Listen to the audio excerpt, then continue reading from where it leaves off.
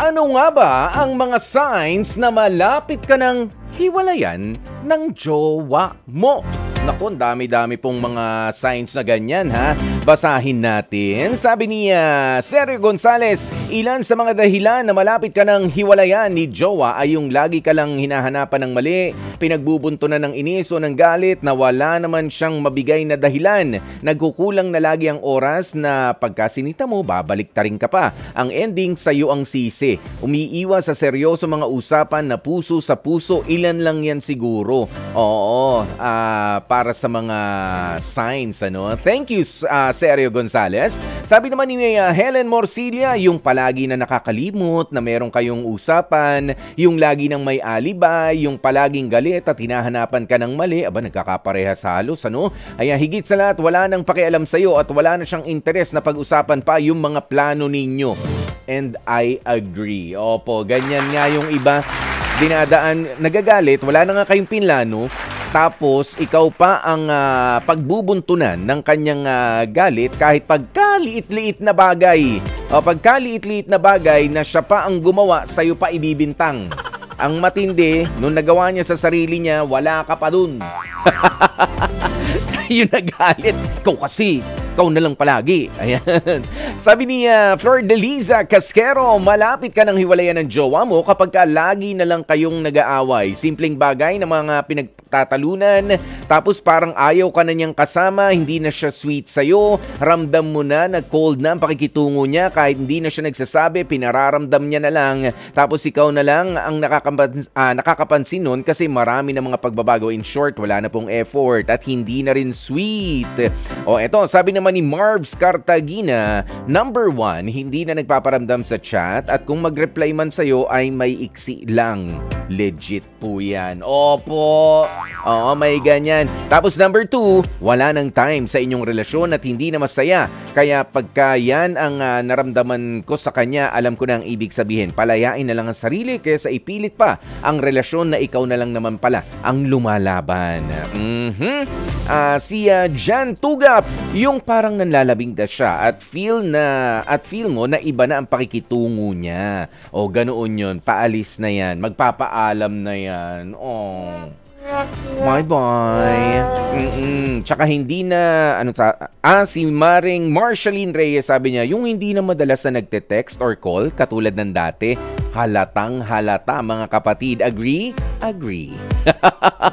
Ayan si Maxine Tolentino, sabi niya, cold na siya sa'yo, hindi na siya sweet. Unlike dati, yung tipong wala siyang kaamor-amor na sa'yo, hinahayaan ka na lang sa mga gusto mo, at yung tipong wala na siya talagang pakialam sa'yo. Samantalang dati, no, kapag na wala ka lang sa paningin niya, nasan ka ngayon, babe? O, pupunta ka ba? Samahan na kita. Ganyan, ngayon, sama mo naman ako, bibili lang ako dyan sa tindahan pagtawid. Kaya mo na yan. Oo, kaya mo naman na yan, bili ka na lang. Oh, tapos pagtawid mo, kahit wag ka mag-ingat. Oh, kahit wag ka na mag-ingat. Samantalang dati susubo lang ng susubo lang ng pagkain. Oh, tapos isda, yung pagkain may tinik. Oh, babe, tignan mo maigi yung mga tinik, baka matinik ka Ganun yung concern. Oh, ngayon, yung buto ng manok. Lechon manok ba? Nag-level up, O, sasabihin, sige, nakakain yung yung buto niya, nguyain mo rin. Oo. Yan, mabilaukan ka dyan.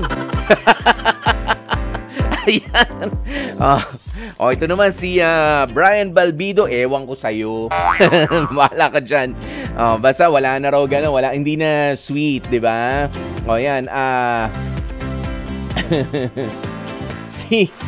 Sino to? Si Andeng Bongo, sabi niya, kung gusto maraming paraan, pero pagka ayaw na, marami ng dahilan.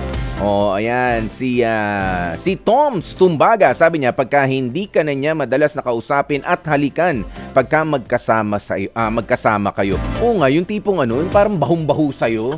O yung tipong naaasiwa.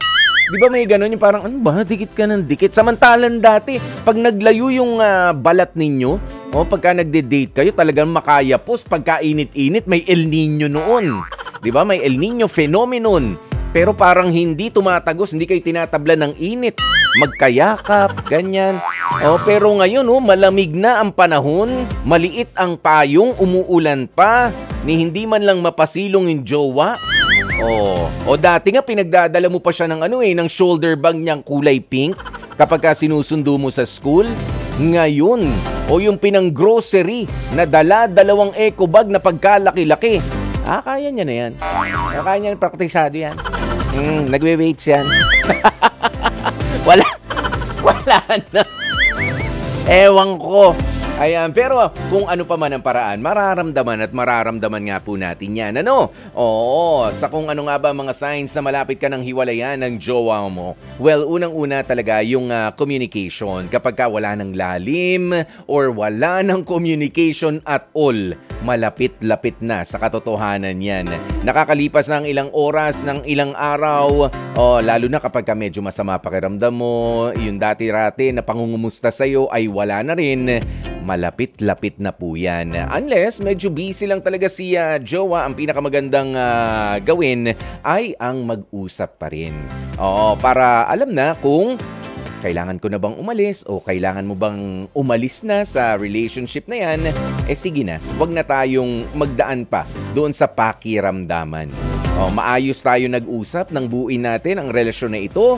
Maayos din sana tayo mag-usap kung sakaling kailangan na nating tiklupin at ligpitin ang mga bagay na hindi na kailangan pang magpatuloy.